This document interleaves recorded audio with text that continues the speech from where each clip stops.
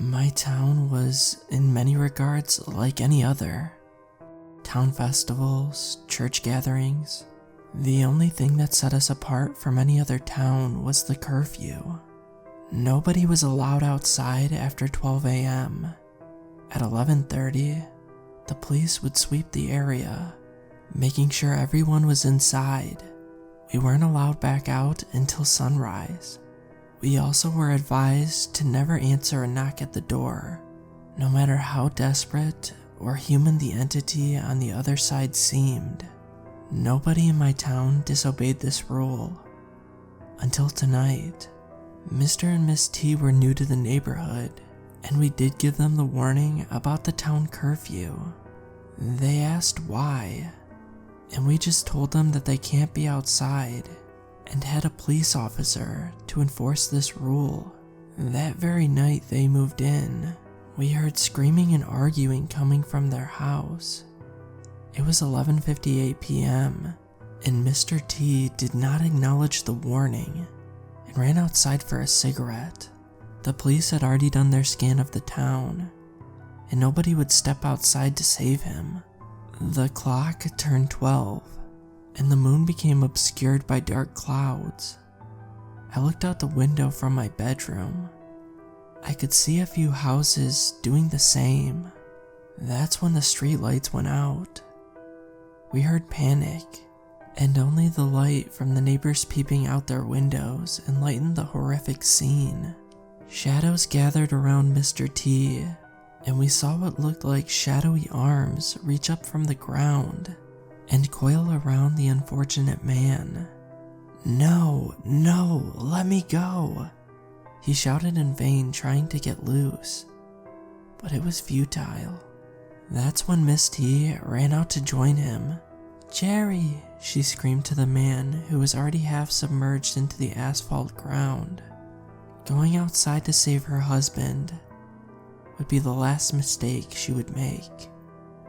For when she did, the arms coiled around her too.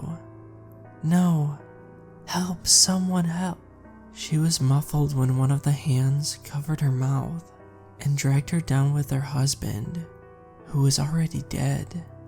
That's when we heard it knocking at the door, followed by a voice. It sounded like Mr. T, but I knew better. "Please, sir, let me in. It's very cold out here. Please, they will get me if you don't let me in, just for a moment." We knew better than to answer knocks at the door when the shadows gathered.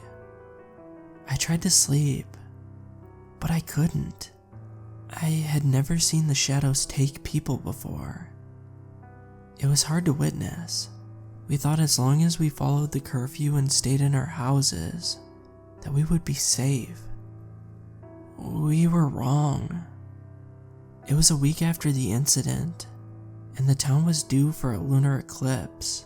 I figured the light of the moon would be enough to dispel the darkness and save me from the boogeyman at night. I was wrong.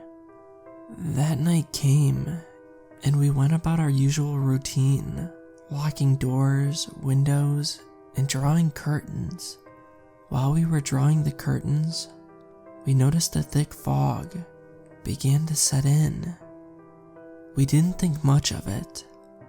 I did panic a little bit when I looked at the calendar and saw that the date had read Friday the 13th. I was never a big buyer into Unlucky 13, but something about it this time made me uneasy. We were off to bed as the clock read 12:01 a.m. That's when a strong wind flew by. Things went from being weird to terrifying and dangerous. When the wind became so strong, it shattered one of the windows. I was in awe and terror as I watched the curtains, which were our last line of defense against the shadows, lift from the wind current to reveal the darkness oozing into our house like a vapor cloud. My dad grabbed me up, and my mom grabbed my sister and rushed us to the upstairs bedroom. We could hear screams in panic through the harsh wind. This had never happened before. It couldn't invade your house.